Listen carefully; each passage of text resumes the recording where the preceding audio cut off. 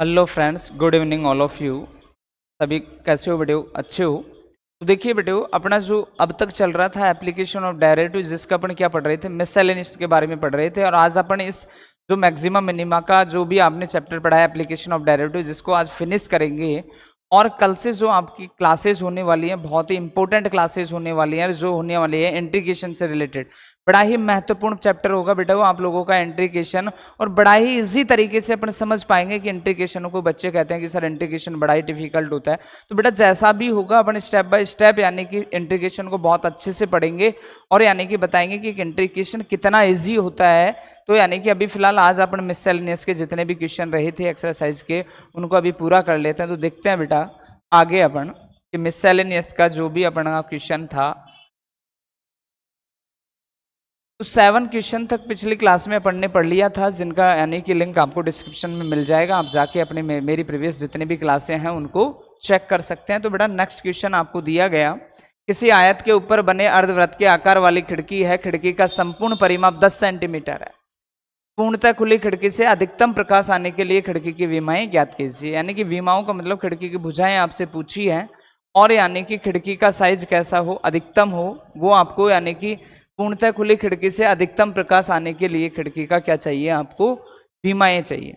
तो आपको जो जो चीजें दे रखी हैं उनका उपयोग करना है, और उपयोग करते हुए क्या चीज डिफाइन करनी है वो अपन को ज्ञात करना है। तो उसने स्टार्टिंग में कहा किसी आयत के ऊपर बनी अर्धवृत्त के आकार की क्या है, कोई खिड़की। तो देखिए बेटे, वो आपके जो खिड़की का डिजाइन है वो किस तरीके का है।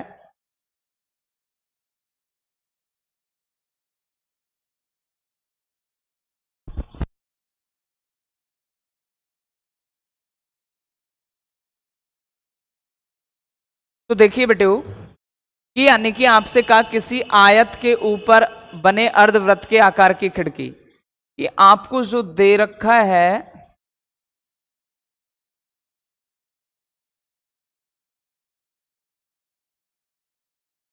वो क्या है, कि कोई आयत है,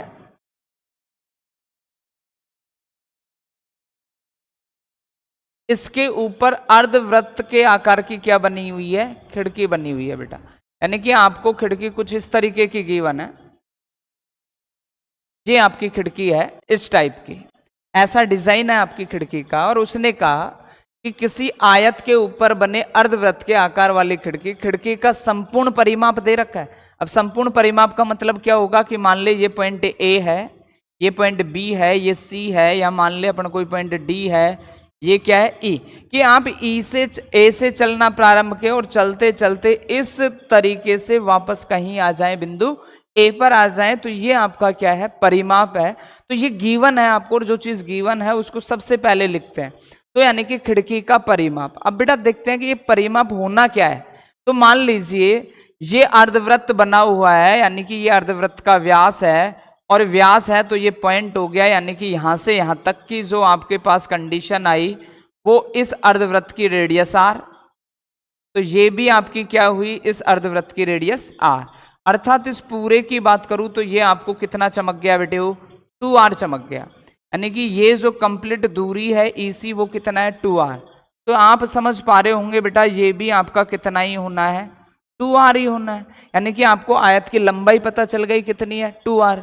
और इस अर्धवृत्त की यानी कि व्यास भी पता चल गया 2r, या त्रिज्या कहें तो कितना, 2r। व्यास कितना, d। अब अगर इसकी अगर अपन बात करें तो इसको अपन कुछ भी मान ले, जो मर्जी है। ये कितना है आपका x, तो ये भी आपका कितना होना है बेटा, x। तो देखो बेटे, अब परिमाप के लिए क्या कहानी होती है, कि आप जिस बिंदु से चलना प्रारंभ करें वापस उसी बिंदु पर आ जाएं। तो आपने A से कहां तक चले, B तक, तो कितना चल लिया, 2r। फिर B से कहां तक चले गए, C तक, तो कितना चल लिया, x। फिर आप वापस कहां गए, E पर। तो यानी कि ये क्या है, अर्धवृत्त है। अर्धवृत्त का परिमाप जो होगा वो कितना होगा, यहाँ पाई आर कंप्लीट होता है 2 पाई आर, तो उसका आधा कितना हो गया, पाई आर। और वापस आप यहां चले तो कितना हो गया, x। तो यानी कि संपूर्ण खिड़की का आयतन, संपूर्ण खिड़की का परिमाप, तो देखो बेटा परिमाप क्या होगा, उसने दे रखा है कितना, 10। अब अपने हिसाब से क्या हुआ, 2r प्लस कितना चले x प्लस कितना चले पाई आर, फिर कितना चले x, और टोटल कितना है 10। जोड़ो x और x कितना हो गया 2x प्लस कितना 2r प्लस कितना पाई आर इक्वल टू कितना 10। इसको दे दिया आपने इक्वेशन फर्स्ट, यानी कि पूरे परिमाप का एक इक्वेशन आप लोगों ने बना लिया। तो जो कितना हुआ 2r, x और x कितना हो गया 2x, और ये अर्धवृत्त पर जो है परिमाप, अर्धवृत्त का जो परिमाप है वो कितना हो गया आपका पाई आर हो गया। और इसको आपने क्या दे दिया इक्वेशन फर्स्ट दे दिया। अब बेटा इक्वेशन फर्स्ट दे दिया तो देखना इसमें क्या होगा। आगे उसने कहा खिड़की का संपूर्ण परिमाप 10 सेंटीमीटर है, पूर्णतः खुली खिड़की से अधिकतम प्रकाश आने के लिए खिड़की की विमाएं, कि आपको ये खिड़की दे रखी है, इससे कैसा प्रकाश आना चाहिए, अधिकतम प्रकाश आना चाहिए, अर्थात आपको इस खिड़की के क्षेत्रफल को कैसा सिद्ध करना है, उच्चित सिद्ध करना है। अब देखिए खिड़की के क्षेत्रफल को उच्चित सिद्ध करना है तो खिड़की का क्षेत्रफल क्या होना है बेटा। तो खिड़की कितनी चीजों से बनी हुई है, एक तो आपके आयत से बनी हुई है और एक किससे बनी हुई है, अर्धवृत्त से बनी हुई है। तो संपूर्ण खिड़की का क्षेत्रफल, संपूर्ण खिड़की का क्षेत्रफल एस बराबर देखना बेटा, एक तो किसका क्षेत्रफल आयत का क्षेत्रफल, एक किसका क्षेत्रफल अर्धवृत्त का क्षेत्रफल। तो आयत का क्षेत्रफल क्या होता है पढ़ा है आपने, लंबाई इंटू चौड़ाई। अब बात को ध्यान से समझ, लंबाई तो कितनी है 2r और चौड़ाई कितनी है x, तो यानी कि ये कितना हो गया आपका 2rx प्लस, अब इस पर कौन रखा हुआ है, एक अर्धवृत्त रखा हुआ है। अर्धवृत्त का जो क्षेत्रफल होता है वो कितना होता है 1/2 पाई आर स्क्वायर, यानी कि कंप्लीट होता है पाई आर स्क्वायर, तो अर्ध क्या हो गया 1/2 पाई आर स्क्वायर। अब यानी कि इस खिड़की के क्षेत्रफल से प्रकाश जो आना है, अर्थात प्रकाश आने का मतलब इससे ही बाहर आएगा, तो इसके क्षेत्रफल को आपको क्रिएट करना है। और ये क्षेत्रफल यानी प्रकाश कैसा आना चाहिए अधिकतम, तो खिड़की को आपको कैसा सिद्ध करना है, उसका प्रकाश कैसा आ जाए अधिकतम आ जाए। तो ऐसा यानी कि ये क्षेत्रफल हो गया। अब क्षेत्रफल को अगर आपको अधिकतम सिद्ध करना है तो मीनिंग यानी कि या तो ये पूरा मान किस में होना चाहिए x में, या फिर पूरा ही मान किस में होना चाहिए r में। तो इसके लिए कोई ना कोई रिलेशन बेटा आपको सवाल में जरूर दे रखा होगा कि इसको अपन ने मान लिया इक्वेशन सेकंड।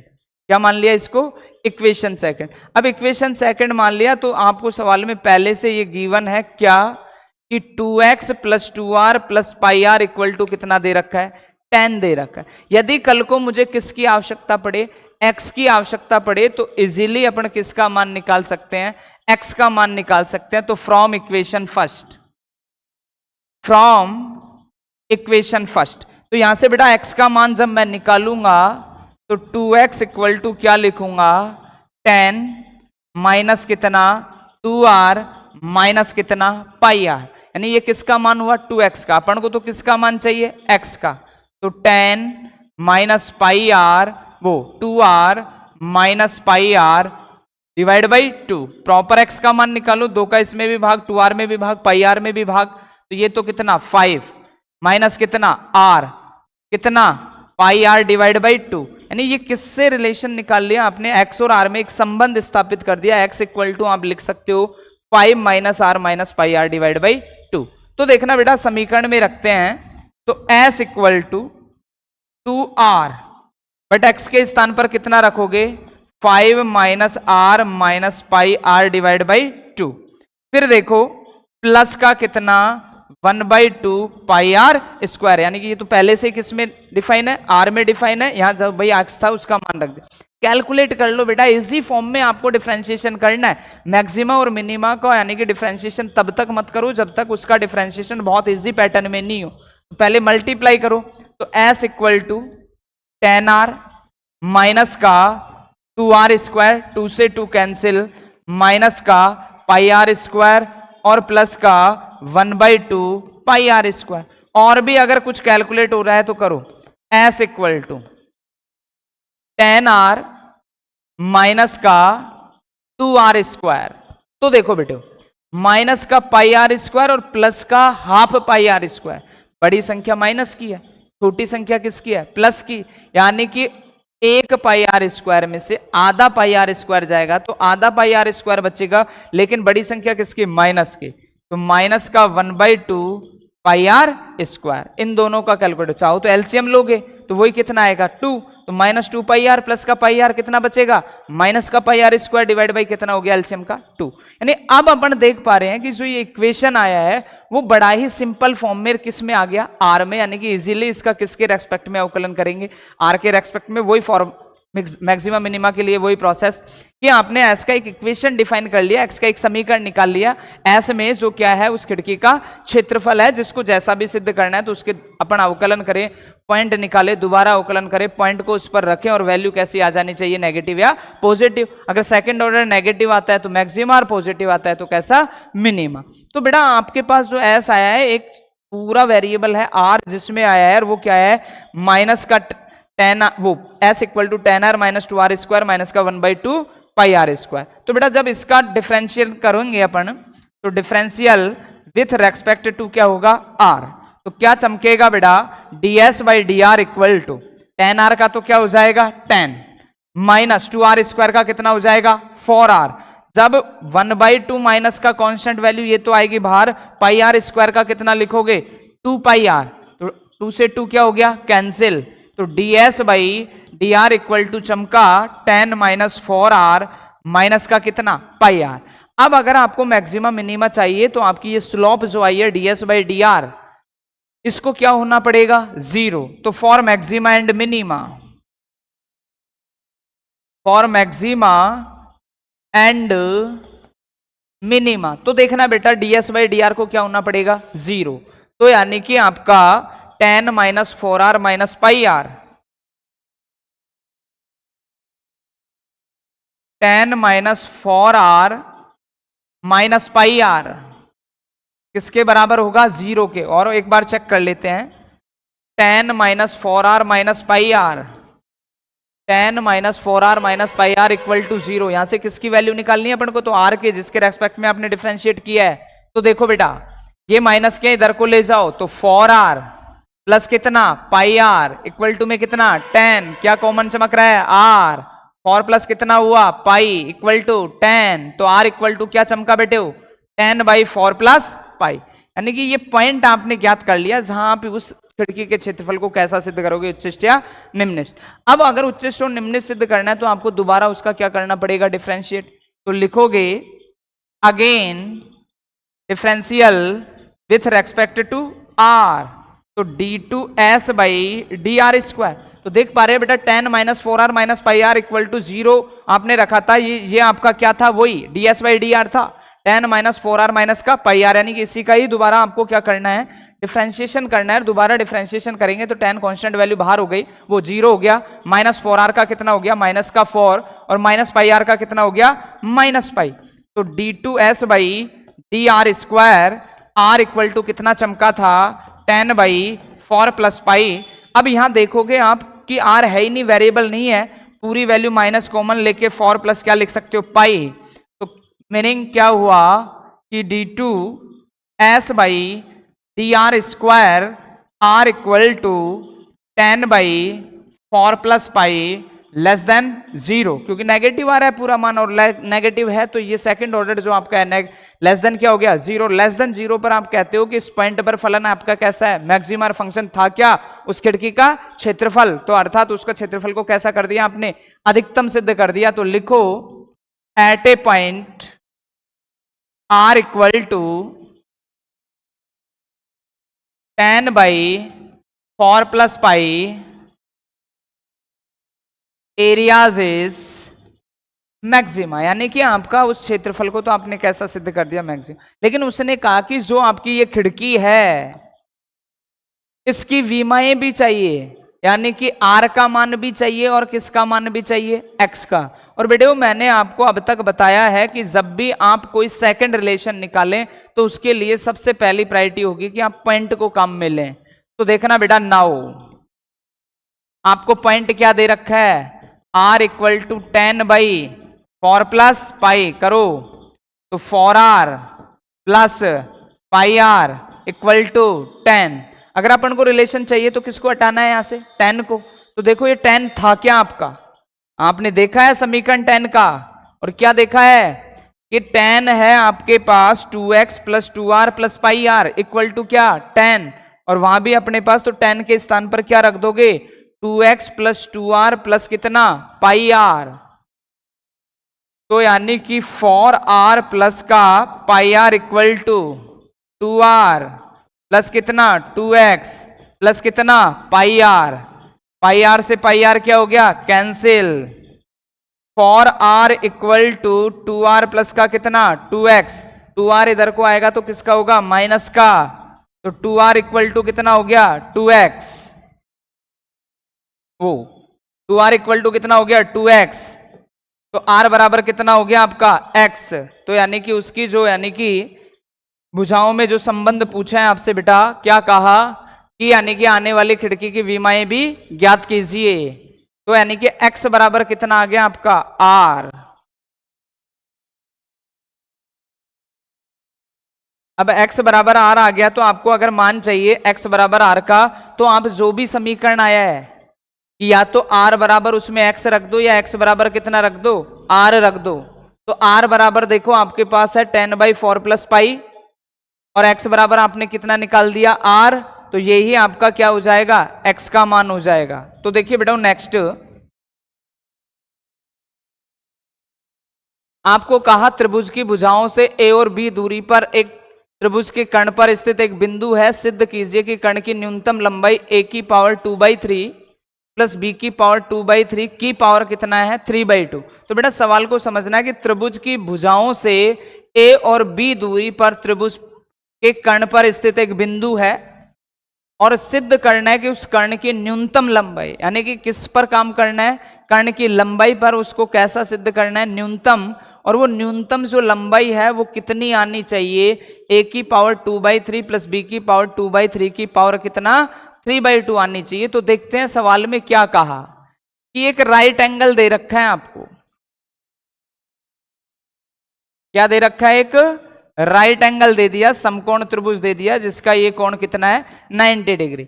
अब त्रिभुज की भुजाओं a और b दूरी पर त्रिभुज के कर्ण पर कोई बिंदु स्थित है, तो मान लीजिए ये कर्ण है, इस पर कोई बिंदु मैंने क्या मान लिया P मान लिया बेटा, इस कर्ण पर स्थित बिंदु को क्या मान लिया P। अब इससे a दूरी और b दूरी पर स्थित है, तो मान लीजिए ये कोई भी भुजा मैंने नामांकन किया a b c, तो यानी कि इस BC भुजा से कितनी दूरी पर A दूरी पर है, और इस AB भुजा से कितनी दूरी पर है ये बिंदु B दूरी पर है। ये सवाल में दे रखा है आपको कि कोई एक समकोण त्रिभुज है, उसके कर्ण पर कोई बिंदु P स्थित अपन ने मान लिया, जिसकी दूरी यानी कि इस भुजा से BC भुजा से तो कितनी है A है, और ये जो AB भुजा है इससे कितनी है B है। अब आपसे पूछा क्या है उसने, सिद्ध कीजिए कि कर्ण की न्यूनतम लंबाई ये होनी चाहिए। तो फिलहाल कर्ण की अगर अपन लंबाई की बात करें तो ये कर्ण मैंने मान लिया स्मॉल l, कि टोटल जो आपका AC है वो क्या है स्मॉल l, और इसकी न्यूनतम लंबाई कितनी सिद्ध करनी है आपको a की पावर 2/3 प्लस b की पावर 2/3 की पावर 3/2, यानी कि ये न्यूनतम लंबाई है। और किसी भी आने की चीज को आप न्यूनतम तभी सिद्ध कर पाओगे बच्चों जब आपको ये पता होगा कि इस पॉइंट पर ये फलन कैसा है निम्नलिखित। तो आप अगर न्यूनतम लंबाई की पूछी है तो आप डायरेक्ट भी निकाल ले कि आप उसका एक बार अवकलन करें, एक पॉइंट को निकालें, पॉइंट को देख लें फर्स्ट डेरिवेटिव टेस्ट में कि वैल्यू अगर आपकी नेगेटिव टू पॉजिटिव चली जाती है तो इसका मतलब आपका फंक्शन कैसा है निम्नलिखित है। तो देखो बेटा एक बार तो कहानी कि आपको ये L को कैसा सिद्ध करना है, L को निम्नतम लाना है, अर्थात अपन को जो भी काम करना होगा इस लंबाई के लिए करना होगा, लंबाई का समीकरण ज्ञात करना होगा। तो लंबाई के समीकरण के लिए देखना बेटा कि कल को मुझे अगर L चाहिए, क्या चाहिए L चाहिए, तो क्या होगा ये PC होगा प्लस कितना होगा PA होगा, यानी कि अगर मुझे L का मान चाहिए तो मुझे क्या क्या देखना पड़ेगा, PC की लंबाई देखनी पड़ेगी और AP की लंबाई देखनी पड़ेगी। अब देखना बेटा कि यहां से यहां तक ये दूरी कैसे डिफाइन करें और यहां से यहां तक ये दूरी कैसे डिफाइन करें। तो इस पॉइंट को देखें आप कि एक ये यानी कि यहां मैंने D नाम दे दिया और यहां क्या नाम दे दिया E नाम दे दिया, यानी ऐसा मैंने नामांकन कर लिया बेटे देख पा रहे हो कि एक समकोण त्रिभुज PDC बन रहा है और एक समकोण त्रिभुज AEP बन रहा है। अब ध्यान देना कि मुझे अगर कल को इस समकोण त्रिभुज को लेना है और क्या निकालना हो, ये PC निकालना हो, तो ये PC कैसे डिफाइन होगी अपनी। तो जो भी चीज ज्ञात करनी है उसको देखो और जो चीज आपको ज्ञात है उसको देखो। तो मान लीजिए कल को ये आपका एंगल कोई थीटा है, तो थीटा के सामने वाली भुजा तो क्या कहलाई आपका परपेंडिकुलर, और 90 डिग्री के सामने वाली क्या कहलाई हाइपोटेनियस। यानी कि आपको लंब और कर्ण पता है। आपको क्या पता है? लंब और कर्ण, क्योंकि ये चीज तो आपको ज्ञात करनी है और ये चीज आपको पहले से क्या है? ज्ञात है। तो ऐसा कोई ट्रिग्नोमेट्रिक रेशियो देखो, ऐसा कोई त्रिकोणमितीय अनुपात देखो जिसमें क्या आता हो, एक तो कर्ण आता हो और एक क्या आता हो? लंब आता हो। तो ऐसा ट्रिग्नोमेट्रिक जिसमें लंब और कर्ण आता है वो है बेटा साइन थीटा। तो लिखेंगे समकोण त्रिभुज PDC में, समकोण त्रिभुज PDC में तो क्या होगा कि साइन थीटा बराबर होता है लंब बटे कर्ण। तो लंब का मान देखो बेटा कितना है? A। कर्ण का मान देखो क्या है? PC। अब अपन को तो चाहिए ही क्या? PC तो चाहिए। तो PC जब निकालेंगे तो A बाई कितना हो गया अपना? Sine theta. तो PC आपका क्या चमका बेटा? A बाई कॉसेक थीटा, क्योंकि 1 by sine theta equal to क्या हो गया? Cosec theta. इसको दे दिया अपन ने इक्वेशन फर्स्ट। तो देखना बेटा अपन ने यानी कि एक वैल्यू तो चमका ली PC। अब अगर मुझे कल को AP चाहिए तो AP के लिए मैं कौन सा राइट एंगल ले लेता हूं? AEP में, समकोण त्रिभुज APE में। तो APE में क्या होगा देखना, आपको AP चाहिए, आपको क्या चाहिए? AP चाहिए। और क्या ज्ञात है आपको? EP ज्ञात है, यानी कि अगर ये थीटा है तो ये भी आपका थीटा ही होना है। अब ये थीटा होना है तो थीटा के सामने वाली भुजा लंब, कोई लेना देना ही नहीं है। जो ज्ञात है उसको देखो और जो ज्ञात करनी है उसको देखो। तो आधार पता है और कर्ण ज्ञात करना है, यानी कि ऐसा कोई ट्रिग्नोमेट्रिक रेशियो जिसमें आधार और कर्ण आता है, कौन सा? Cos theta. तो लिखो बेटा कॉस थीटा इक्वल टू क्या होता है? आधार बटे कर्ण। और आधार अपन देख पा रहे हैं कितना है? B। और कर्ण अपन देख पा रहे हैं बेटा कितना है अपना? PA। तो PA अगर मुझे चाहिए तो क्या होगा? B by cos theta. तो PA क्या चमका दिया मैंने? B sec theta. इसको दे दिया इक्वेशन सेकंड। अब यानी कि अगर मुझे L पे काम करना है, इस लंबाई L पे काम करना है, जो क्या है? इस ट्राइंगल का हाइपोटेनियस है, कर्ण है, और उस कर्ण की कैसी लंबाई चाहिए? न्यूनतम। तो मुझे L का समीकरण चाहिए। L के समीकरण के लिए PC और AP। तो बेटा PC भी अपने चमका रखा है और PA भी अपन ने चमका रखा है। तो देखो बेटा L इक्वल टू जो आपका होगा PC, तो क्या आ गया? A कॉसेक थीटा प्लस ये क्या आ गया? B sec theta. यानी कि आपका जो काम था, जो उद्देश्य था सवाल के लिए, वो फिनिश हो गया कि मुझे L चाहिए और L की दूरी कैसी? निम्नतम। यानी कि इसका अवकलन करे, पॉइंट निकाले, दोबारा अवकलन करे, पॉइंट को रखे, तो ये वैल्यू 100% कैसी है? निम्निष्ठ है। अब जिस भी पॉइंट पर ये निम्निष्ठ आती है उसको इस फंक्शन में रखें और उस L के क्या निकाल लें? न्यूनतम लंबाई। तो उसने कहा कि सिद्ध करना है कि लंबाई न्यूनतम यही है, यानी कि अपन को ऑलरेडी पता है कि ये फंक्शन जो है ऑलरेडी किसी भी पॉइंट जो भी आएगा उस पर कैसा होगा? निम्नतम होगा। तो देखना बेटा डिफरेंशियल विथ रेस्पेक्ट टू सारा वेरिएबल किसमें है? थीटा में। तो DL by d theta equal to a constant value भार, कॉसेक थीटा का डिफरेंशिएशन माइनस का cosec theta dot cot theta plus B constant value भार सेक थीटा का sec theta dot tan theta. अब देखो बेटे अगर कल को मुझे पॉइंट चाहिए, क्योंकि अगर मुझे L का मान चाहिए तो कॉसेक थीटा सेक थीटा सारी वैल्यू चाहिए होंगी, तो वही for maxima and minima, maxima and minima DL by d theta equal to क्या होना पड़ेगा? 0। तो देखो बेटा A कॉसेक थीटा माइनस का cot theta plus B sec theta tan theta और इक्वल टू में क्या है आपके? 0। अब ये नेगेटिव पार्ट को अगर मैं इधर को ले गया तो कैसा हो गया? पॉजिटिव। यानी मैंने लिखा B sec theta dot tan theta equal to A cosec theta cot theta. तो देखो बेटो अब क्या करते हैं, a बाई बी को इधर को कर लो, यानी कि b का तो इधर को भाग दे लो और इसका इधर को दे लो। तो मैंने लिखा sec theta tan theta divide by cot theta cosec theta equal to a by B. अब जब ऐसा इक्वेशन आ जाता है उसका आपको सिंप्लीफिकेशन करना होता है, तो बेटे हमेशा किस में चेंज कर लो उनको, साइन और कॉस में। sec को साइन कॉस में, tan को साइन कॉस में, cot को साइन कॉस में, cosec को भी साइन कॉस में चेंज करेंगे। तो आगे बढ़ते हैं। तो आपके पास था sec theta dot tan theta. तो sec थीटा को तो आपने क्या लिखा, 1 बाई कॉस थीटा, और tan थीटा को क्या लिखा, sine theta by cos theta, divide by में नीचे था आपके पास cot थीटा और cosec थीटा। देख लेते हैं, नीचे था cot थीटा और cosec थीटा। तो देखना बेटा, cot थीटा को तो क्या लिखोगे,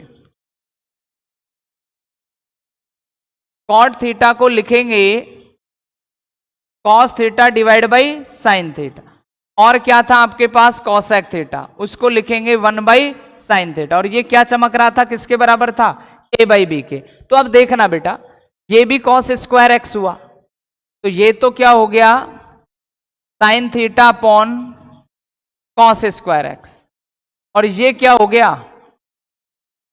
cos theta upon sine square x, नहीं थीटा ही है बेटा,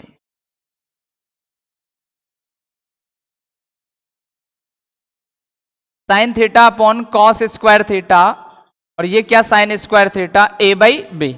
अब ये भाग का चिन्ह है, इसको किस में बदलना है अपन को, गुणा में। तो नीचे वाली तो ऊपर और ऊपर वाली कहां हो जाएगी, नीचे। तो sign theta upon cos square theta into sine square theta upon क्या हो जाएगा, कॉस थीटा। तो देखो बेटा, साइन थीटा को साइन स्क्वायर थीटा से गुणा किया तो क्या हो गया, साइन क्यूब थीटा, और ये कितना हो गया, कॉस क्यूब थीटा। किसके बराबर चल रहा है, a बाई बी के। तो साइन थीटा अपन कॉस थीटा क्या पड़ा है, tan थीटा। तो क्यूब है तो ऐसे लिख देंगे tan cube theta equal to a by B. अगर केवल कल को tan थीटा ही चाहिए तो a बाई बी की पावर कितना, 1/3। तो आपने यानी कि tan थीटा का एक रिलेशन निकाल लिया कि tan theta equal to a by b कितना है, 1/3। अब जब बेटे यहां से थीटा का मान आप निकालोगे तो क्या चमकेगा, tan inverse a by b की पावर कितना, 1/3। अब जो भी थीटा का मान है आप किस में रखोगे, dl बाई डी थीटा में रखोगे, और रखने के बाद फर्स्ट डेरिवेटिव टेस्ट में देखोगे कि ये आपका थीटा है जो भी मान है। और अब आप जब रखोगे मान तो ये नेगेटिव मान आएगा, इससे छोटा मान, और इससे बड़ा कैसा आएगा, पॉजिटिव। और जब नेगेटिव टू पॉजिटिव जाता है तो आप कहते हो कि वो फलन कैसा है, निम्निष्ट है, फर्स्ट डेरिवेटिव टेस्ट। तो यानी कि इस पॉइंट पर 100% कैसा है, निम्निष्ट। यानी कि इस पॉइंट पर अगर आप फर्स्ट डेरिवेटिव टेस्ट में वैल्यू देखोगे तो नेगेटिव टू मान कैसा जाएगा, पॉजिटिव। कि एक बार थीटा से छोटा मान लेना है, एक बार थीटा से क्या लेना है, बड़ा। इस मान से एक बार छोटा और एक मान बड़ा।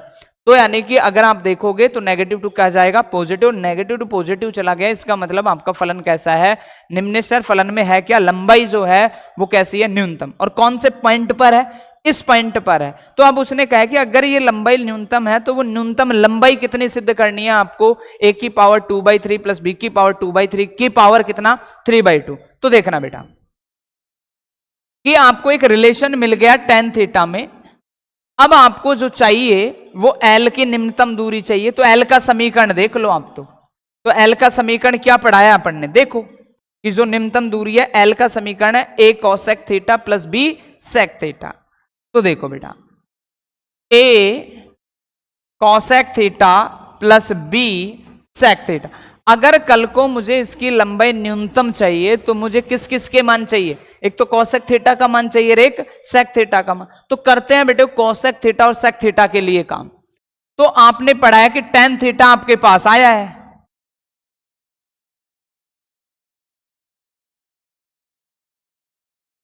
tan थीटा बराबर क्या होता है, लंब बटे आधार। तो लंब का मान कितना, a की पावर 1/3, आधार का मान कितना, b की पावर 1/3। tan थीटा बराबर क्या हो गया, लंब बटे आधार। तो यहां से किसकी वैल्यू निकाल ले, कर्ण की। तो क्या होगा, अंडर रूट में आधार का स्क्वायर 2/3, b की पावर 2/3, ये आ गया। अब जो मर्जी आए वो मान में आप इसको बदल लो, चाहे तो आपको tan हो, cot हो, sec हो, cosec हो, जो मर्जी है। अब मुझे कॉसेक का मान चाहिए, कॉसेक थीटा चाहिए, तो कॉसेक थीटा बराबर क्या होता है? कर्ण बटे लंब, यानी साइन थीटा का उल्टा साइन थीटा होता है लंब बटे कर्ण, तो कॉसेक थीटा क्या हो जाएगा? कर्ण बटे लंब। तो कर्ण का मान कितना है? अंडर रूट a की पावर 2/3 प्लस b की पावर 2/3 और डिवाइड बाई में लंब का मान कितना है? a की पावर 1/3। ये तो कॉसेक थीटा का मान चमका लिया। ऐसे ही किसका मान चमका ले? सेक थीटा का मान चमका ले। तो सेक थीटा बराबर क्या होता है? कर्ण बटे आधार। तो कर्ण का मान कितना है? अंडर रूट a की पावर 2/3 प्लस b की पावर 2/3 डिवाइड बाई b की पावर कितना? 1/3। ये देखो आधा। ठीक है, तो कि कॉसेक थीटा भी मिल गया और सेक थीटा भी मिल गया, सिर्फ और सिर्फ इसमें कैलकुलेट करना है। तो a कॉसेक थीटा को क्या चमका रखा है आपने? देखो, अंडर रूट a की पावर 2/3 प्लस b की पावर 2/3 की पावर a की पावर कितना? 1/3 प्लस कितना? b। सेक थीटा का मान क्या चमका रखा है? अंडर रूट a की पावर 2/3 b की पावर 2/3 b की पावर 1/3। अब देखो, आपको कैलकुलेशन अगर आपने की स्मार्ट तरीके से तो कैलकुलेशन बहुत इजी होनी है, और अगर आप कैलकुलेशन में फंस गए तो बेटा फिर फंसते ही रहो, जो रिजल्ट आना है वो आएगा ही नहीं। तो अपन को स्मार्ट तरीके से सवाल में सोचना है कि किस तरीके से इसकी कैलकुलेशन को बहुत इजी कर सकते हैं। तो देखना, a की पावर 2/3 प्लस b की पावर 2/3 रूट में यहां भी है, a की पावर 2/3 b की पावर 2/3 रूट में यहां भी है। तो अपन ने पहले तो कॉमन ले लिया a की पावर 2/3 प्लस b की पावर 2/3। अब चमकेगा क्या आपके पास? यहां तो a और यहां a की पावर कितना? 1/3, यहां b और यहां b की पावर 1/3। अब देखना बेटे, आगे बढ़ते हैं। तो जो आपके पास l आया वो क्या आया? अंडर रूट में a की पावर 2/3 प्लस b की पावर 2/3 कॉमन लेने के बाद a अपॉन a की power 1/3 plus b upon b की पावर कितना? 1/3। तो देखना बेटा, l equal to under root a की पावर 2/3 प्लस b की पावर 2/3। बेस इक्वल है, बीच में डिवाइड का साइन है, तो यानी कि पावर क्या होंगी? सब्ट्रैक्ट होंगी। तो यहां a की पावर 1 मान लेते हैं, तो नीचे से ऊपर को ले जाएंगे तो a की पावर 1 माइनस 1/3, तो क्या बन जाएगा? a की पावर 2/3। ऐसे यहां भी कितना मान ले? 1। जब बेस इक्वल हो, बीच में डिवाइड का साइन हो, तो पावर यानी कि सब्ट्रैक्ट होंगी, तो 1 माइनस 1/3 कितना बचेगा? 2/3। तो प्लस b की पावर 2/3। तो देखना बेटा, l इक्वल टू, इसको मैं ऐसे लिख देता हूं, a की पावर 2/3 b की पावर 2/3 रूट का मीनिंग होता है 1/2 डॉट, इसको लिख दिया a की पावर 2/3 प्लस b की पावर 2/3 की पावर कितना? 1। वापस देखो प्रॉपर्टीज देखो, इसको माने a, तो यानी कि a की पावर 2/3 प्लस b की पावर 2/3 की पावर कितना है? 1/2, और वही a की पावर 2/3 प्लस b की पावर 2/3 की पावर कितनी है? 1। तो जब आधार समान हो, बीच में गुणा का चिन्ह हो, तो घातें क्या हो जाती है बेटा? जुड़ जाती हैं। तो l इक्वल टू क्या हो जाएगा? a की पावर 2/3 प्लस b की पावर 2/3, हाफ में कितना जोड़ दो? 1। तो l इक्वल टू a की पावर 2/3 b की पावर 2/3 की पावर कितना? 3/2। तो यानी कि ये अपनी क्या आ गई? न्यूनतम लंबाई। और सवाल में भी बेटे कुछ अपन से ऐसा ही कह रखा था कि चेक कीजिए कि उसकी जो न्यूनतम लंबाई है a की पावर 2/3 b की पावर 2/3 की पावर कितना है? 3/2 है। तो देखना बेटा नेक्स्ट को,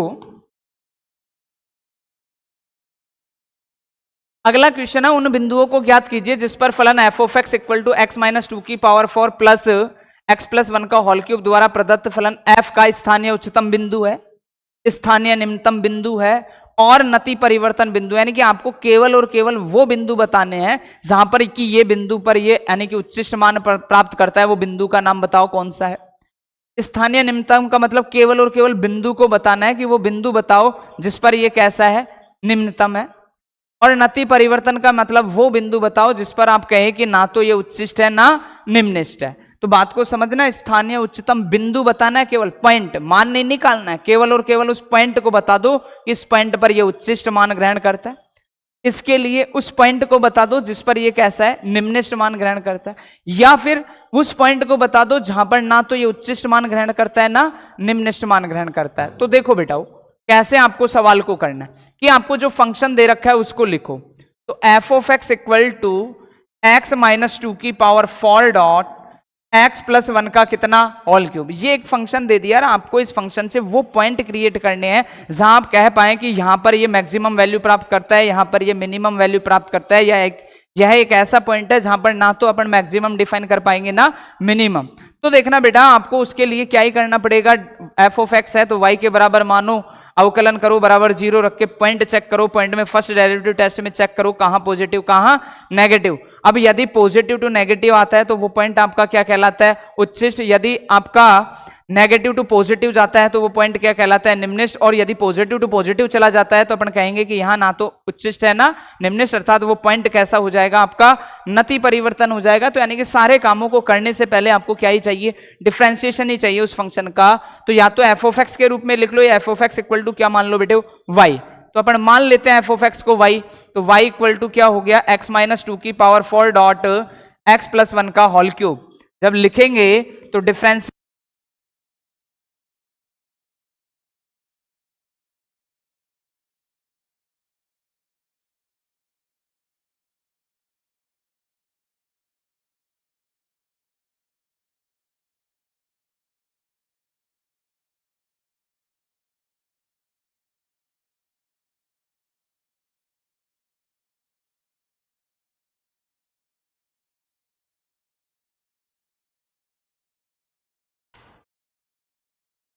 तो देखो बेटे आवाज चली गई थी साइल्डिश होने के कारण,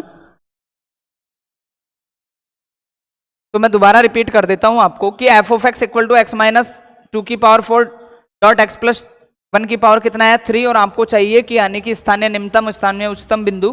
तो उसके लिए आपको पहले फंक्शन का क्या करना पड़ेगा, डिफरेंशिएशन करना पड़ेगा, या तो एफ ऑफ एक्स के रूप में कर लो या फिर एफ ऑफ एक्स को क्या मान लो, वाई मान लो। तो एफ ऑफ एक्स को फिलहाल अपन ने वाई मान लिया, तो y equal to x minus 2 की पावर 4 डॉट एक्स प्लस 1 का होल क्यूब।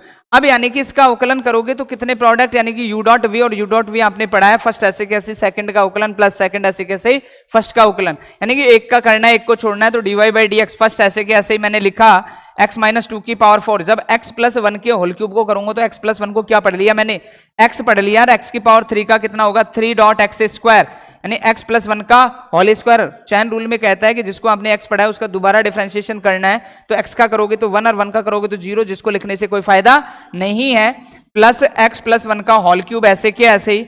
और जब यानी कि x माइनस 2 की पावर 4 का करोगे तो x माइनस 2 को थोड़ी देर के लिए क्या इमेज कर लिया x, तो x की पावर 4 का क्या हो गया 4x क्यूब, तो x माइनस 2 की पावर कितना हो गया 3। अब जिसको x किया है उसका दोबारा करोगे तो x का कितना 1 और माइनस 2 का कितना हो गया 0, तो 1 को लिखने की आवश्यकता नहीं है। तो थोड़ा सा कैलकुलेट कर ले, dy by d x equal to, इसमें से कुछ कॉमन आ रहा है क्या, दिख रहा है बेटा, x प्लस 1 का होल स्क्वायर दिख रहा है, और क्या दिख रहा है x माइनस 2 का होल क्यूब। यहाँ 4 पावर यहाँ 3 पावर तो कॉमन क्या 3, यहाँ 2 पावर यहाँ 3 पावर तो कॉमन क्या 2।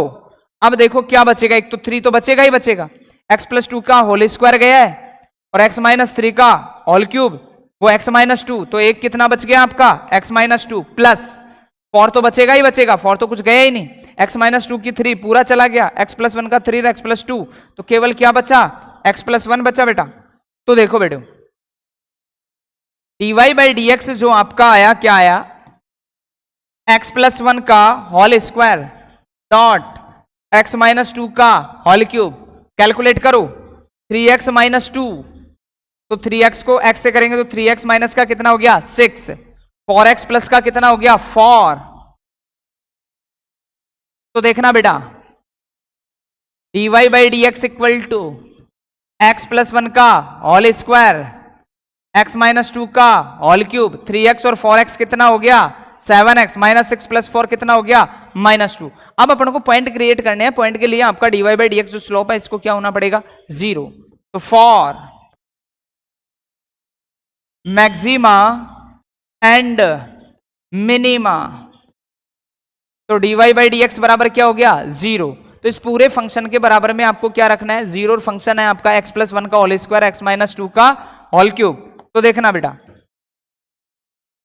x माइनस 1 का whole square dot x minus 2 का whole cube dot 7x minus 2 equal to 0, एक बार इसके बराबर 0, तो x माइनस 1 का whole square equal to 0 implies x equal to क्या चमकेगा 1 चमकेगा, ओ प्लस 1 होगा, ये देख लेते हैं इसको, प्लस 1 बिल्कुल। तो कितना x इक्वल टू -1, दूसरा x -2 का whole cube equal to 0 implies x equal to कितना चमकेगा 2, तीसरा 7x -2 equal to 0 implies x equal to कितना आ गया 2/7। यानी कि आप देख पा रहे हैं बेटे कि आपने x के कितने पॉइंट क्रिएट कर लिए, 3, एक तो x इक्वल टू -1, एक x इक्वल टू 2, एक x इक्वल टू 2/3। तो इसको यानी कि फर्स्ट डेरिवेटिव टेस्ट में ही चेक कर ले ताकि अपन को पॉइंटों का पता करना है। तो ये तो कितना होगा आपका -1 होगा, ये कितना होगा 2/7 होगा, और ये आपका कितना होगा 2 होगा। अब यानी कि इस 2 के नेबरहुड में एक बार इससे छोटा और इससे बड़ा, 2/7 के नेबरहुड में एक बार इससे जस्ट छोटा और एक बार इससे जस्ट बड़ा, एक बार -1 से जस्ट छोटा और एक -1 से जस्ट बड़ा, किस में रखेंगे f' में। यानी कि कहां रखना है आपको dy/dx में मान रखना है, और dy/dx का मान यदि पॉजिटिव टू नेगेटिव जाता है या नेगेटिव टू पॉजिटिव तो स्थितियां देखते हैं कि बेटा आपके पास f' ये रहा, ये f' ही आया, dy/dx ही आया, जहां बराबर आपने 0 रख के क्या निकाले हैं मान। तो 2 से बड़ा का मतलब आप अगर इसमें कल को 3 रखते हो, कितना रखते हो 3, तो देखना 3 रखने से ये तो स्क्वायर है, यहां तो रखने का चेक ही मत करो, यानी कि आपको चेक ही नहीं करना है, तो ऑलवेज पॉजिटिव वैल्यू दे रहा है। जब आप यहां 3 रखोगे तो 3 - 2 पॉजिटिव, पॉजिटिव का होल क्यूब पॉजिटिव, 3 से जब मल्टीप्लाई कर दो 21 में से -2, यानी कि ऑलवेज आपको कैसी वैल्यू मिलने वाली है पॉजिटिव वैल्यू मिल। और चेक कर लो 3 के लिए इस पे तो रखने की आपको आवश्यकता ही नहीं है, यहां रखोगे 3 - 2 1 1 कैसा हो गया पॉजिटिव, 7 या 21 में से 2 गया तो 19 कैसा हो गया पॉजिटिव, का मल्टीप्लाई कैसा हो गया पॉजिटिव। अब अगर 2 से छोटा और 2/7 से क्या हो बड़ा, तो इसके बीच में कौन भी आता है बेटा 0, तो 0 को आप कैलकुलेट करोगे तो ये 0 रखते ये तो पॉजिटिव है, छोड़ो, इसमें 0 रखा तो -2 और -2 का होल क्यूब करेंगे तो नेगेटिव, यानी कि 0 के लिए एक तो कैसा आ गया नेगेटिव। अब यहां 0 रखा तो ये भी कितना मिला -2, तो ये भी क्या मिला नेगेटिव। और जब नेगेटिव को, एक मिनट,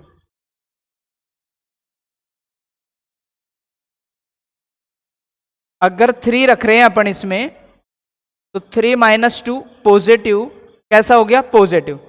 अब 2/3 और 2 के बीच में अपन ने इसमें रखा x बराबर 0, तो ये तो पॉजिटिव इनटू 0 रखते ही ये कैसा हुआ आपका नेगेटिव, और फिर अगर आपने यहां 0 रखा तो फिर कैसा आया आपका नेगेटिव। तो यानी कि वैल्यू आपको कैसे मिल गई,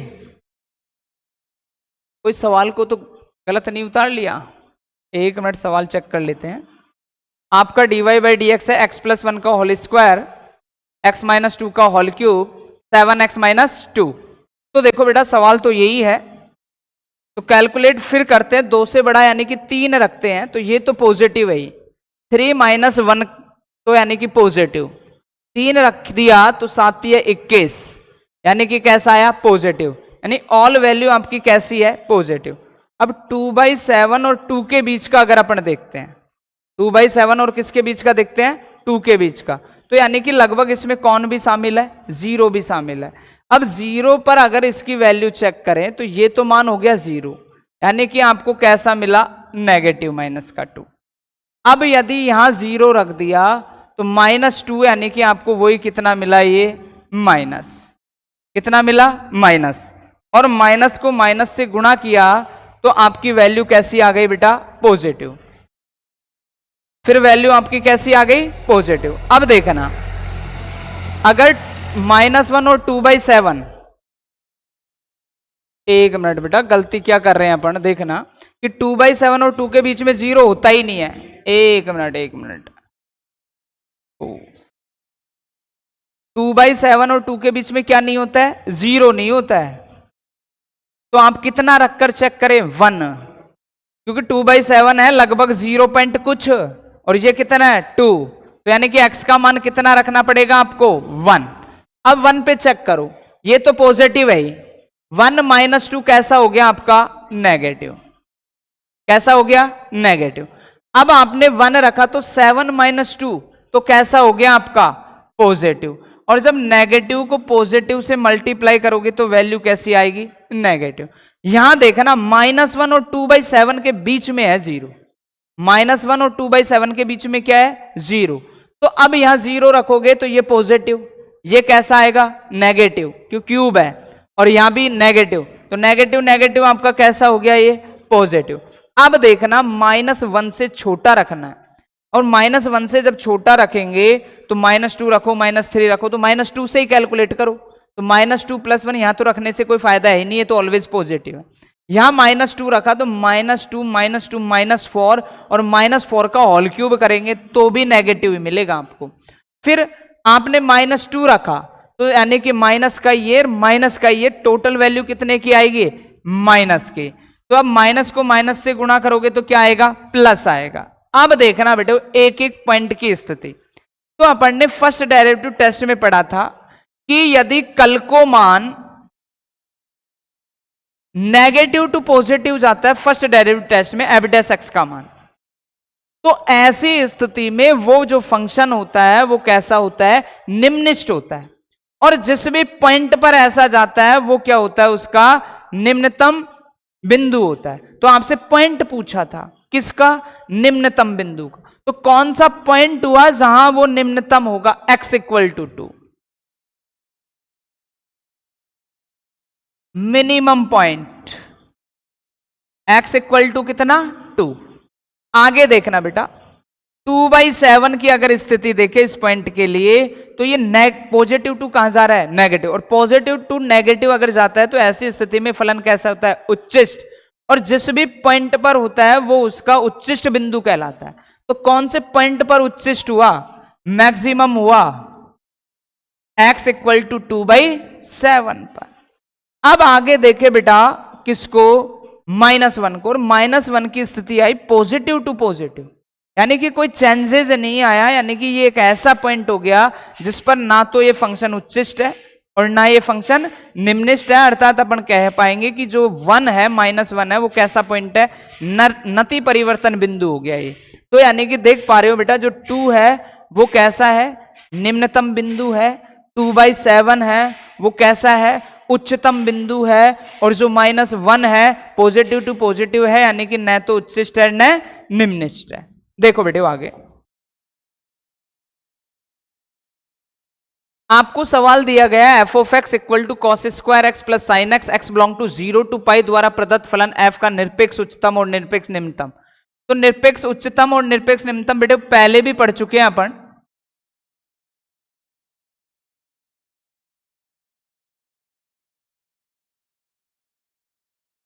कि निरपेक्ष जो उच्चतम होता है इसका मतलब होता है मैक्सिमम वैल्यू, और निम्नतम का मतलब होगा मिनिमम वैल्यू। यानी कि आपको निम्नतम मान चाहिए और उच्चिष्ट मान चाहिए। f(x) = cos² x + sin x, x belong to 0 to π। यानी कि अगर एक इंटरवल देता है और आपसे पूछता है कि इस इंटरवल में बताओ निम्नतम मान और उच्चतम मान, तो ऐसे इंटरवलों में जो इंटरवल देगा वो आपके क्या कहलाते हैं? अंतः बिंदु। जो अवकलन करने के बाद जो अपने बिंदु आते हैं वो क्या कहलाते हैं? क्रांतिक बिंदु। अगर आपके बिंदु इस इंटरवल में शामिल हैं तो उनको शामिल करेंगे, सभी मानों को किस में रखेंगे? फंक्शन में रखेंगे। और फंक्शन में रखने के बाद जिसकी वैल्यू सबसे बड़ी वो निरपेक्ष उच्चतम मान, जिसके वैल्यू सबसे छोटी वो निरपेक्ष निम्नतम मान कहलाएगा। तो देखना बेटे, तो जो भी फंक्शन दे रखा है उसको लिखा पढ़ने कि f(x) = आपको दिया cos² x + sin x और x belong to 0 to π के इंटरवल में चाहिए। और जब अंतराल देता है तो इसका मतलब अधिकतम मान और क्या ही चाहिए होता है? निम्नतम मान। तो करते हैं बेटा डिफरेंशिएशन इसका। Differential with respect to x, तो f(x) का करेंगे तो f dash x, cos² x का पहले तो क्या होगा? 2 cos x, और cos x का करेंगे तो माइनस का क्या हो जाएगा? sin x, और sin x का क्या हो जाएगा? cos x।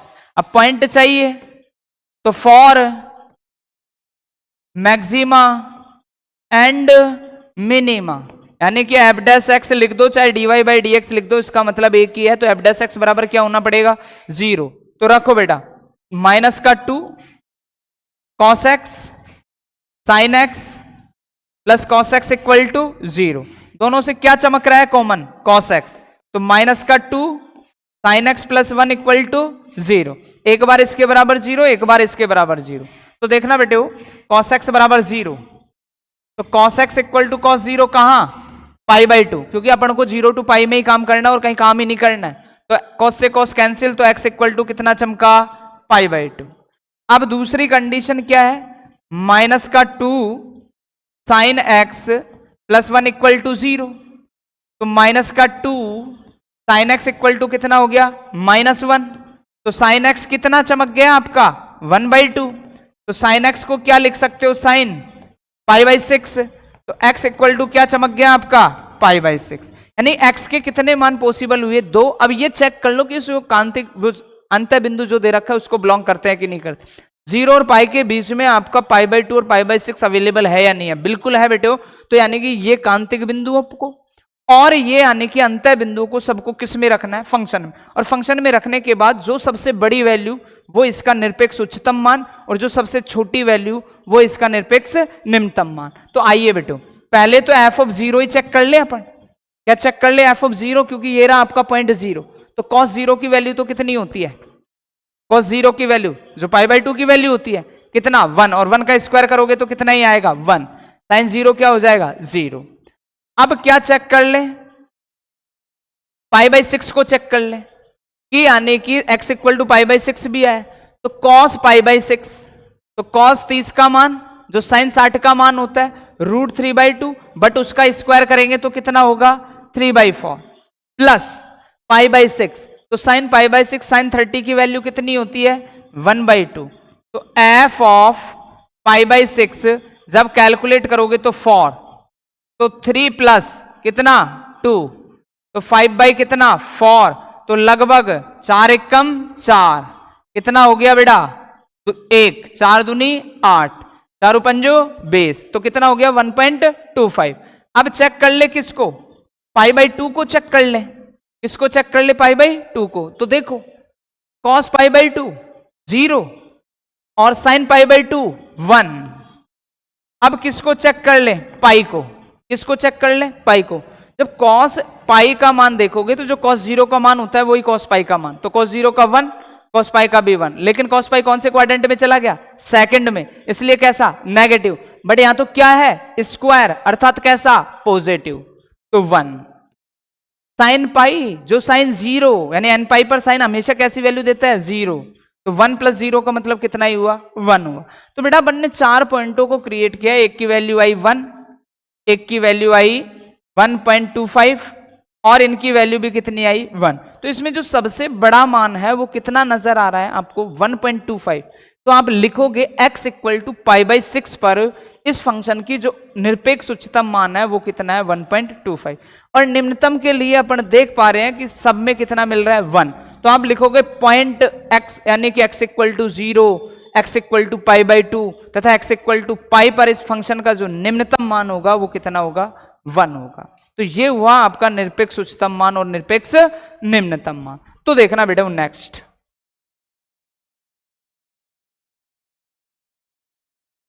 बेटा ये भी काफी अच्छा सवाल है। सिद्ध कीजिए कि r त्रिज्या के गोले के अंतर्गत उच्चतम आयतन वाले लंबवृत्तीय शंकु की ऊंचाई 4r/3 होनी चाहिए। पहले तो सवाल को समझो कि सवाल में क्या क्या चीजें दे रखी हैं, किस तरीके का है। उसने कहा सिद्ध कीजिए कि r त्रिज्या के गोले के अंतर्गत, यानी कि कोई स्मॉल r त्रिज्या का गोला है, यानी कि अब उस गोले की त्रिज्या को आप चेंज नहीं कर सकते, उसने ऑलरेडी दे दी कि स्मॉल r है तो स्मॉल r ही है। अंतर्गत उच्चतम आयतन वाले लंबवृत्तीय शंकु की वो गोला है जिसकी त्रिज्या स्मॉल r है, उसके अंदर क्या एक शंकु है, और उस शंकु का जो आपको यानी कि आयतन कैसा सिद्ध करना है, उच्चतम। अब आयतन उच्चतम सिद्ध करना है तो शंकु के आयतन का फॉर्मूला चाहिए, उसका अवकलन करेंगे बराबर 0 रखेंगे, पॉइंट ज्ञात करेंगे, दोबारा अवकलन करेंगे, पॉइंट को चेक करेंगे, वैल्यू यानी कि सेकंड ऑर्डर कैसी आ जाएगी नेगेटिव, और अपन कह देंगे कि उस जो गोले के अंदर शंकु है उसका आयतन कैसा हो गया बेटा अपना उच्चिष्ट हो गया। तो देखिए बेटा पहले क्या क्या चीजें दे रखी हैं, आपको क्या क्या चीजों की आवश्यकताएं पड़ेगी, पहले अपन डायग्राम को शो करें। तो उसने कहा कि एक r त्रिज्या का गोला है, कि ये अपना एक गोला हो गया जिसकी रेडियस आपको कितनी दे रखी है स्मॉल r, और इसके अंतर्गत क्या बनाया गया एक लंबवृत्तीय शंकु।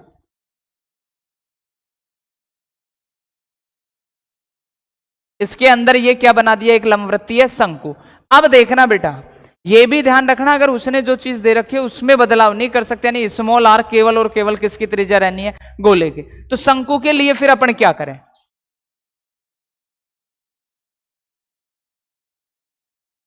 तो शंकु के लिए अपन क्या करें कि ये शंकु की हाइट को मैंने मान लिया कैपिटल एच,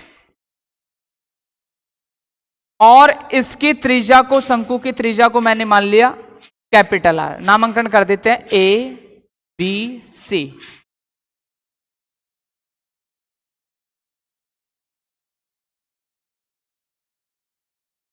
ये नामांकन कर दिया। तो ध्यान देना, जो चीजें हैं अपन ने शंकु की, इसको ओ मान लिया, इसको, इस पॉइंट को अपन ने दे दिया ओ डैश, और यहां से यहां तक देखना बेटा, ये स्मॉल आर, ये स्मॉल आर, और ये भी आने की इस गोले की त्रिज्या ही है, तो क्या है, स्मॉल आर। अब देखना, क्यों इसमें बदलाव नहीं कर सकते, इसने पहले से दे रखा है कि गोले की त्रिज्या तो आपको क्या ही लेकर चलनी पड़ेगी, स्मॉल आर ही लेकर चलनी पड़ेगी, इसमें अपनी मर्जी बिल्कुल नहीं चलेगी। और फिर जो मर्जी आए शंकु का, आपको जो मर्जी आए वो माने। तो मेरा मन किया कि मैं इसकी हाइट को कैपिटल एच मेंटेन कर लूं, मेरा मन किया कि मैं इसकी त्रिज्या को कैपिटल आर मेंटेन कर लूं, क्योंकि इसकी त्रिज्या स्मॉल आर नहीं मान सकते, क्योंकि फिर अपन ये डिसाइड नहीं कर पाएंगे कि क्या गोले की त्रिज्या है, क्या शंकु की त्रिज्या है। तो डिफरेंट दिखना चाहिए सारी चीजें, तो ये मैंने कैपिटल आर मान। अब जिसको उच्चिष्ट और निम्न सिद्ध करवाया उस पॉइंट पर चले जाओ। गोले के अंतर्गत उच्चतम आयतन वाले लंबवृत्तीय शंकु, यानी शंकु का आयतन कैसा सिद्ध करना है, उच्चतम। तो आ जाओ बेटा वॉल्यूम पे। वॉल्यूम V बराबर होता है 1/3 पाई आर स्क्वायर एच। ये भी गलती ना करें, जो चीजें मानी हैं आपने शंकु के लिए वही चीजें यहां लिखी होनी चाहिए कि शंकु की जो हाइट है वो कैपिटल एच है, रेडियस है वो क्या है, कैपिटल आर। यानी कि ये कहानी अपन ने बना दी, इसको दे दिया इक्वेशन फर्स्ट। यानी कि अगर इसको कल को मुझे कैसा सिद्ध करना है, मैक्सिमा सिद्ध करना है, तो इसका डिफरेंशिएशन करना पड़ेगा, पॉइंट ज्ञात करने पड़ेंगे, दोबारा डिफरेंशिएशन करना पड़ेगा, उस पॉइंट को चेक करना पड़ेगा। पॉइंट चेक करने के बाद देखेंगे कि वैल्यू 100% कैसी आएगी, नेगेटिव तो अपन कहेंगे कि इसका वॉल्यूम कैसा है, मैक्सिमा। लेकिन बेटे देख पा रहे हैं, जैसे ही मैंने V का इक्वेशन देखा तो मुझे R और S नजर आया, दोनों कैपिटल R और आज किसके हैं, शंकु के हैं, यानी कि दो वेरिएबल नजर आ गए, या तो ये R में ही होना चाहिए या फिर किस में ही होना चाहिए, H में ही होना चाहिए। तो देखना बेटा, इसके लिए अपन को, यानी कि जब आकृति के अंदर आकृति दे रखी है तो ऐसा रिलेशन किस में से ही ढूंढना है, आकृति में से ही ढूंढना है। तो आकृति से देखिए ये R और H का कैसा रिलेशन अपन को ढूंढना है।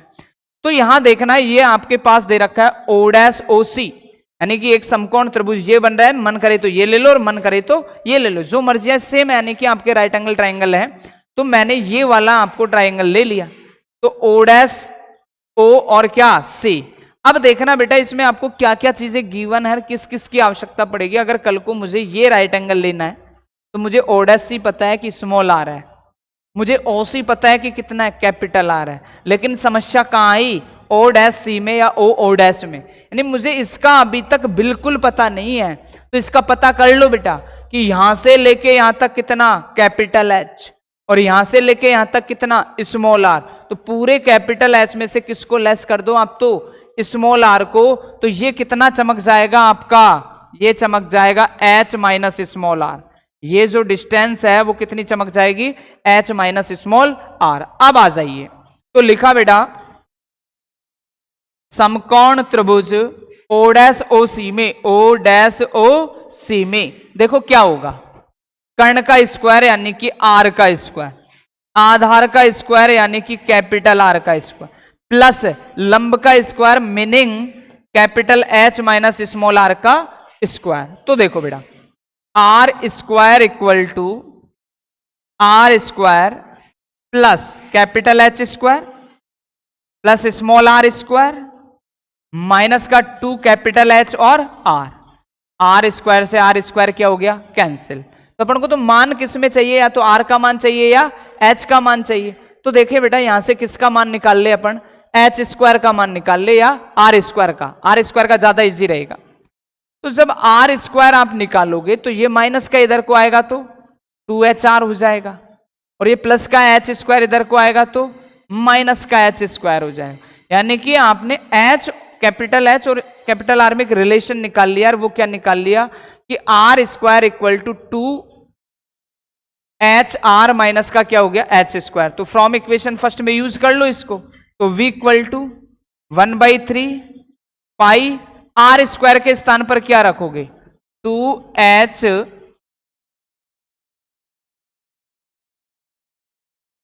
2h r minus h square, और डॉट में बाहर क्या हो रहा है h।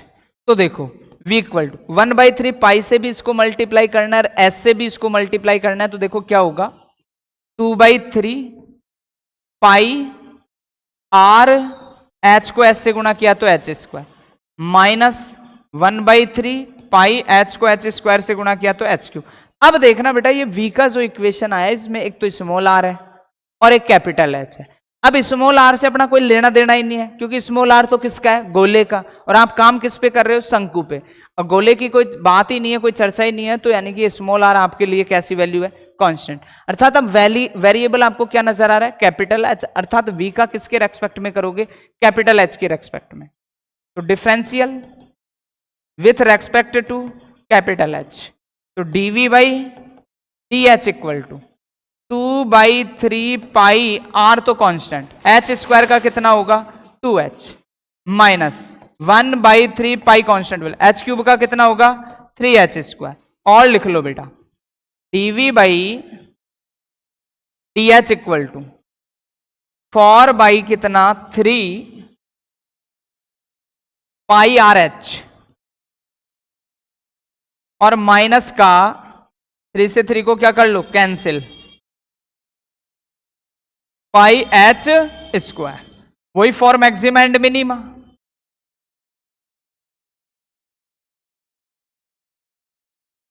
क्या होगा dv बाई डी एच बराबर 0, तो 4/3 pi r H equal to में ले जाता हूं सीधा ही पाई एच स्क्वायर, कुछ कैंसिल है तो पाई से पाई, एक एच से एक एच, तो यहां तो बचा 4/3 आर और यहां क्या बचा h, यानी ये पॉइंट आपने निकाल लिया h इक्वल टू 4/3 आर। अब अगेन दोबारा इसका यानी कि आपको डिफरेंशिएशन करना पड़ेगा। तो देखो बेटा पहले तो लिख लो dv बाई डी एच था क्या, तो देखते हैं dv बाई डी एच क्या था अपना, तो dv बाई डी एच था 2/3 यानी कि अपना था 4/3 pi r H, 4/3 pi r H minus का पाई एच स्क्वायर, इस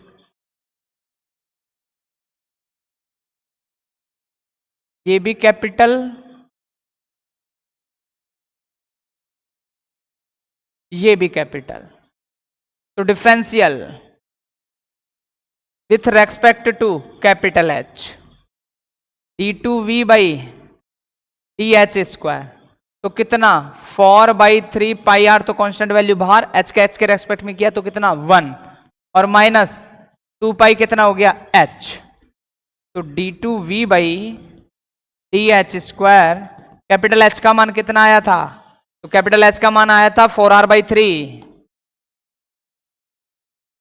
4r/3, तो देखो 4/3 पाई r तो है ही, माइनस 2 पाई h के स्थान पर कितना रखना पड़ेगा 4r/3, तो d2v by d h square h equal to 4/3r equal to, देखना बेटा यहां भी एलसीएम 3 है यहां भी एलसीएम 3 है, इससे तो कोई लेना देना नहीं, ये 4 पाई आर है और ये कितना है माइनस का 8 पाई आर है, तो बड़ा कौन है नेगेटिव, तो कैसा बचना है नेगेटिव, और जब नेगेटिव बचा तो meaning d2v by d h square h equal to 4/3r less than क्या हो गया 0, और लेस देन 0 पर v क्या था वॉल्यूम था किसका कौन का, अर्थात ये कैसा हो गया मैक्सिमम। तो at a point h equal to 4/3r volume is maxima, यानी कि आपका आयतन तो यानी कि आपने कैसा सिद्ध कर दिया उच्चेष्ट। लेकिन उसने एक बात और पूछी है सवाल में, और क्या पूछी है कि लंबवृत्तीय शंकु की जो ऊंचाई h है वो 4r/3 है और स्मॉल r क्या है ये गोले की त्रिज्या। तो बेटा पॉइंट सीधा ही मिला हुआ है अपन को, कुछ ज्ञात करने की आवश्यकता ही नहीं है, कि जो ये यानी कि शंकु की जो ऊंचाई है h कैपिटल H वो 4/3 क्या ही है r है। तो इसको दोबारा आपको चेक करने की आवश्यकता नहीं है। आगे देखते हैं बेटो, ये भी आपका काफी अच्छा सवाल है कि सिद्ध कीजिए कि r त्रिज्या के गोले के अंतर्गत अधिकतम आयतन वाले बेलन की ऊंचाई 2r/√3 है, अधिकतम आयतन भी ज्ञात कीजिए। 3 बात पूछ ली बेटा सवाल में, कौन कौन सी देखते हैं। एक तो पूछा कि कोई गोले के अंतर्गत बेलन है, बेलन का आयतन कैसा सिद्ध करना है आपको, अधिकतम। बेलन का आयतन कैसा सिद्ध करना है, अधिकतम, पहली बात। फिर दूसरा क्या कहा कि वो बेलन की ऊंचाई है वो 2r/√3 होनी चाहिए।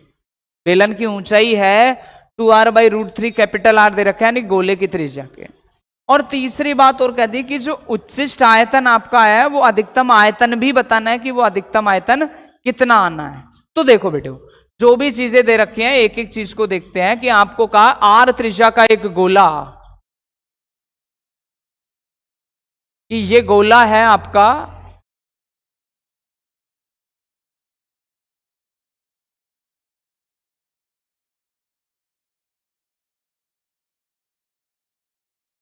ये गोला हो गया जिसकी त्रिज्या ऑलरेडी दे रखी है कैपिटल R, आप इसमें बदलाव नहीं कर सकते। और इसके अंतर्गत अधिकतम आयतन वाले बेलन, यानी कि इसके अंदर क्या दे दिया आपको, बेलन दे दिया।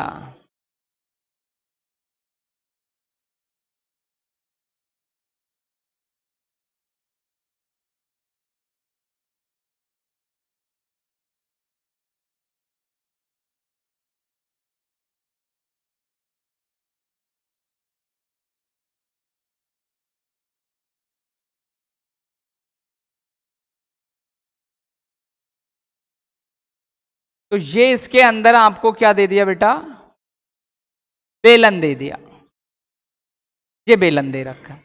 अब उसने कहा है कि जो ये गोले के अंदर बेलन है उसका आयतन कैसा सिद्ध करना, उच्चिष्ट।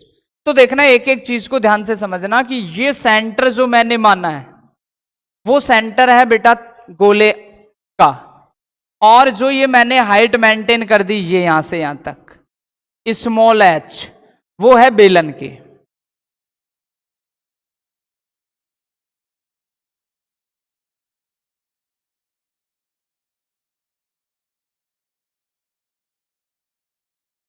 तो ये बेलन की हाइट हो गई h, ये सेंटर मान लिया मैंने गोले का।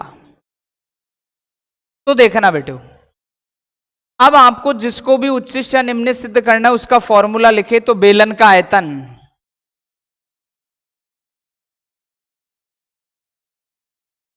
V equal to pi r²h। तो इसकी रेडियस भी आपको माननी पड़ेगी क्या, स्मॉल r, और हाइट क्या मान ली, स्मॉल h।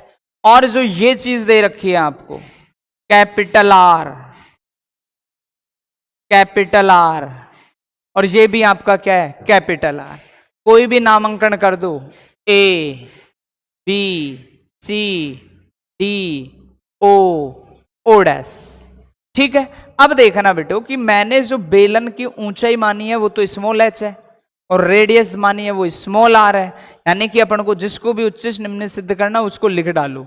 किसको करना था, आयतन को, तो वो V equal to pi r² अपन ने लिख लिया। अब इसको उच्चिष्ट और निम्निष्ट सिद्ध करना है, यानी कि इसका आपको डिफरेंशिएशन करना पड़ेगा। डिफरेंशिएशन के लिए आप देख पा रहे हैं बेटा कि वेरिएबल कितने हैं, 2, r और h, या तो वैल्यू r में ही आ जानी चाहिए या फिर h में। तो उसके लिए अगर आकृति के अंदर क्या दे रखी है, आपको आकृति दे रखी है, तो सारा रिलेशन यहीं से ही मानना है।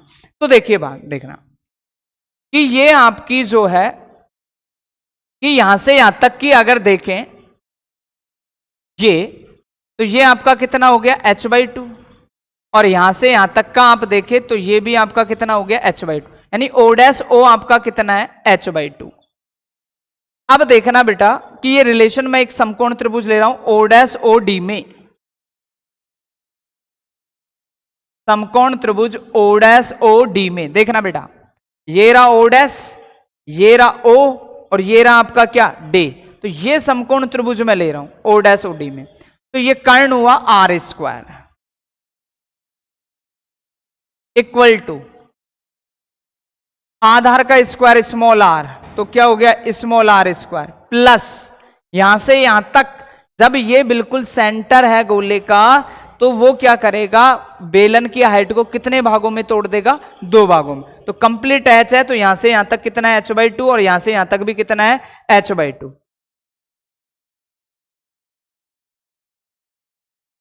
तो देखिए बेटो, अब ध्यान देना, h/2 आपके पास आया, तो h/2 का क्या हो गया, होल स्क्वायर। तो r square equal to small r square plus h square by कितना हो गया, 4। अब देखना बेटा, आपको r स्क्वायर का मान चाहिए। किसका मान चाहिए, r स्क्वायर। जब r स्क्वायर का मान आप निकालोगे तो r square minus h square by कितना आ गया, 4। यानी कि यहां से आप देख पा रहे हैं बच्चों कि आपने किसका रिलेशन निकाल लिया, आर स्क्वायर का। आर स्क्वायर कितना निकला, r square minus h square by 4। अब देखना बेटा, 1 मिनट, अभी अपन ने इसको क्या लिख दिया था, कैपिटल आर। ये कैपिटल आर नहीं है, कैपिटल आर तो कहां तक टच होगी, यहां तक। ये तो यहां से यहां तक ही है, यानी कि ये कैपिटल आर नहीं हो सकती। कैपिटल आर को तो कहां मिलना पड़ेगा, यहां पर मिलना पड़ेगा। यानी कि जो इतनी ये दूरी है वो कितना है आपका, h/2 है। तो देखो आर स्क्वायर का आपने रिलेशन निकाल लिया, तो v इक्वल टू जो आपका होगा पाई, आर स्क्वायर के स्थान पर लिखोगे r square minus h square by 4, और डॉट में क्या लिखोगे बेटा, h। तो v इक्वल टू, इसको पाई से भी गुणा करना है और किससे भी गुणा करना है, s से भी। तो ये तो हो गया pi r square h minus ये आपका हो गया h³ बाई 4। यानी कि आप अब देख पा रहे हैं इजीली, आपका जो v का इक्वेशन है, v के इक्वेशन में एक स्मॉल h है, एक क्या है, कैपिटल r है। और अपन देख पा रहे हैं कि कैपिटल r से अपना कोई लेना देना नहीं है, क्योंकि कैपिटल R तो क्या है, गोले की त्रिज्या। अपन गोले पे कोई काम नहीं कर रहे हैं, अपन तो किस पे काम कर रहे हैं, केवल बेलन पे काम कर रहे हैं। बेलन में क्या माना है, या तो स्मॉल h या स्मॉल r। अब स्मॉल r है नहीं, क्या है, स्मॉल h। यानी कि आपके पास यहाँ जो वेरिएबल नजर आ रहा है वो क्या ही है, h है। अर्थात इस v का किसके रेस्पेक्ट में डिफरेंशिएशन करना है, h के रेस्पेक्ट में। तो देखना बेटा, differential with respect to h। तो जब देखा अपन ने, तो dv by dh equal to pi r square, तो कांस्टेंट वैल्यू बाहर हो गई, h के रेस्पेक्ट में किया तो 1 माइनस 3/4, और क्या हो गया, h³ h स्क्वायर। तो देखना बेटा, 1/4 कांस्टेंट वैल्यू बाहर, h³ का करेंगे तो कितना आ गया, 3h स्क्वायर। वही पॉइंट चाहिए, तो फॉर मैक्सिमा एंड मिनिमा क्या होगा, dv by dh equal to 0। तो pi r square equal to में ले जाता हूं 3/4 h स्क्वायर। तो देखना बेटा, अपन को h का मान चाहिए, तो क्रॉस मल्टीप्लीकेशन करो, 4 पाई आर स्क्वायर डिवाइड बाई में कितना आ जाएगा, 3 इक्वल टू क्या हो गया, h स्क्वायर। कल को यदि h का मान चाहिए तो √2 का वर्गमूल तो 2, और ये कितना, 1 मिनट मिस्टेक हो गई, ये पाई से इसको मल्टीप्लाई नहीं किया बेटा अपन ने। यहां क्या भी आना है आपका, पाई, तो यहां क्या भी रहना है, पाई। 1 मिनट, देखना बेटा कि अपन पाई से और किससे मल्टीप्लाई कर रहे थे, इसको h से।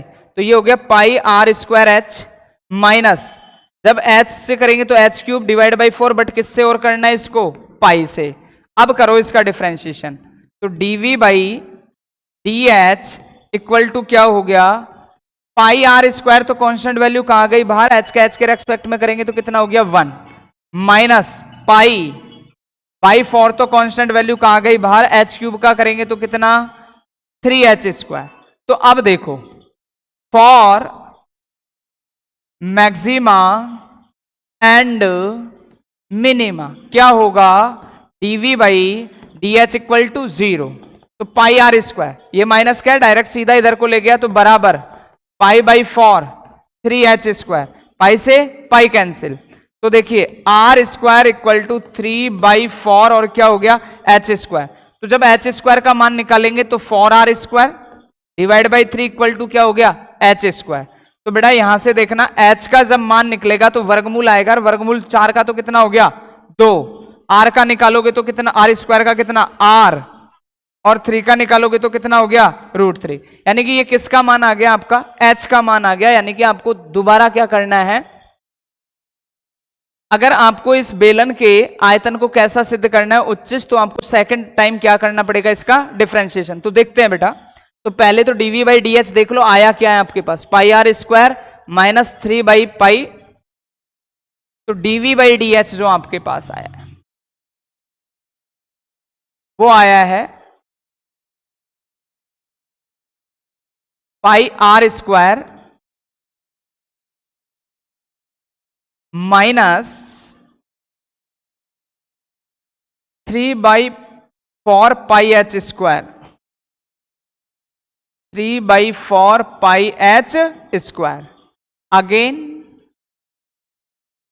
Differential with respect to h तो d2v by d h square pi r square कैसी वैल्यू बेटे कांस्टेंट कांस्टेंट वैल्यू का डिफरेंशिएशन 0 लिखने से कोई फायदा नहीं माइनस का 3/4 पाई और कितना हो गया 2h तो d2y by d h square minus का 6/4 पाई क्या आ गया h तो d2v by d h square h equal to क्या चमका था बेटे h इक्वल टू चमका था 2r/√3 2r/√3 अब यह h के मान पे कुछ भी रखो पूरी वैल्यू कैसी है नेगेटिव यानी कि मान जो मिलना है negative that is d2v by d h square h equal to 2r/√3 less than कैसा 0 लेस देन 0 पर ये जो वॉल्यूम है वो कैसा हो गया मैक्सिमा तो वॉल्यूम इज मैक्सिमा तो एक बात तो प्रूव हो गई कि अगर गोले के कैपिटल आर गोले के अंदर कोई क्या बना हुआ है आपका बेलन बना हुआ है तो उसका शंकु का आयतन कैसा हो गया उच्चिष्ट। दूसरी बात और कही है उसने और दूसरी बात क्या कही है कि जो यानी कि बेलन की ऊंचाई है बेलन की ऊंचाई को क्या माना है स्मॉल एच वो यानी कि कितना होना चाहिए 2r/√3 तो सीधा सा दिख रहा है अपन को कुछ करने की आवश्यकता ही नहीं है पॉइंट से पता चला है सीधा पॉइंट मिला है कि जो बेलन की ऊंचाई h है वो कितनी है 2r/√3 है। तो देखो बेटा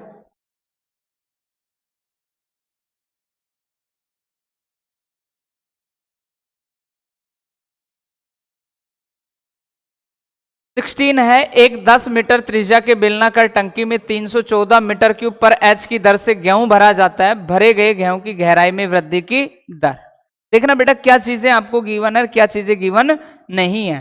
तो एक 10 मीटर त्रिज्या वाली बेलनाकार टंकी में 314 मीटर क्यूब पर हावर है की दर से गेहूं भरा जाता है तो बेलनाकार टंकी है उसके आयतन में क्या दे दिया आपको परिवर्तन दे दिया आयतन में क्या दे दिया परिवर्तन। ऑब्जेक्टिव क्वेश्चन है छोटा सा क्वेश्चन है तो देख लेते हैं कि आपको जो भी चीज दे रखा है dv/dt कितना 314 मीटर क्यूब पर हावर भरे गए गेहूं की गहराई में वृद्धि की दर किसमें गहराई में dh/dt पूछा है आपसे क्या पूछा है dh/dt। तो देखना बेटा जो चीज दे रखी है उसका उपयोग करेंगे अपन तो ये dv/dt जो है आयतन में परिवर्तन है वो किस में बेलनाकार टंकी में यानी बेलन का तो बेलन का आयतन v equal to pi r square क्या होगा h। अब उसने कहा एक 10 मीटर त्रिज्या की यानी कि r का मान कितना दे रखा उसने 10 तो रख दो पाई 10 का स्क्वायर करेंगे तो 100 और क्या हो गया h तो v इक्वल टू 100 पाई और क्या हो गया h करो टी के रेस्पेक्ट में तो differential with respect to t तो dv/dt इक्वल टू 100 पाई तो कैसी वैल्यू है कांस्टेंट जब h का करोगे तो क्या हो जाएगा dh/dt क्या हो जाएगा बेटा dh/dt।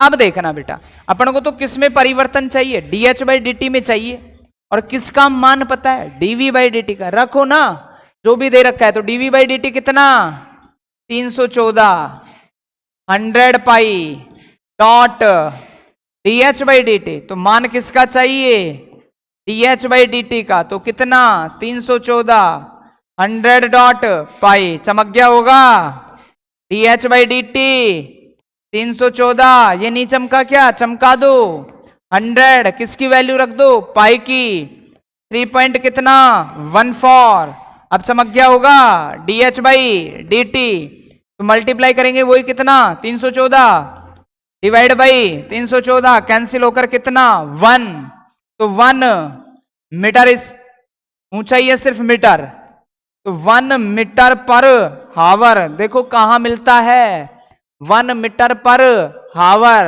यानी कि आपका कौन सा ऑप्शन ठीक हो गया बेटा, 1। तो बेटा इसका मिससेलेनियस का एक क्वेश्चन बचा है, उसको आपको होमवर्क के रूप में करना है।